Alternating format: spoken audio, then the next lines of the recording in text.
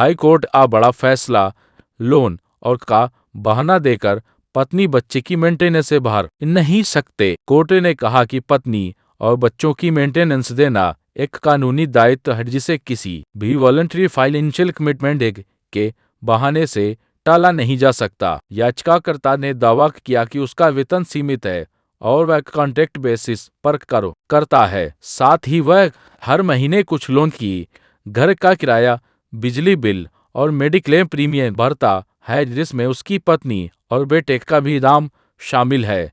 इसलिए मेंटेनेंस देने की उसकी स्थिति नहीं है। इस केस में पति पत्नी की शादी फरवरी 2009 में हुई थी और दोनों मार्च 2020 से अलग रह रहे हैं। उनका एक बेटा भी है।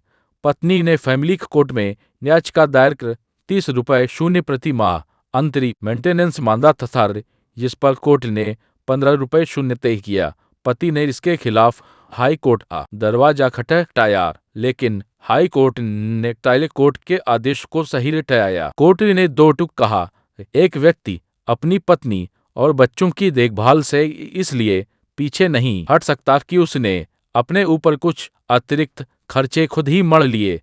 कोर्ट ने माना कि पति की सबसे पहली जिम्मेदारी उसकी पत्नी और बच्चों की है कि अपनी मर्जी से लिए गए लोन या बीमा की इम्पोर्टेंस। देश भर में मेंटेनेंस मामलों में यह तर्क अक्सर सामने आता है कि पति की आर्थिक स्थिति कमजोर है, इसलिए वह मेंटेनेंस नहीं दे सकता। लेकिन इस फैसले के बाद अब यह साफ हो गया है कि कमाई चाहे जितनी हो, पत्नी और बच्चे की देखभाल सबसे पहली कानूनी जिम्मेदारी है। इसे नजरअंदाज करना या उससे बचना अब आसान नहीं होगा। कैश टाइटल एक्स बनाम वाई।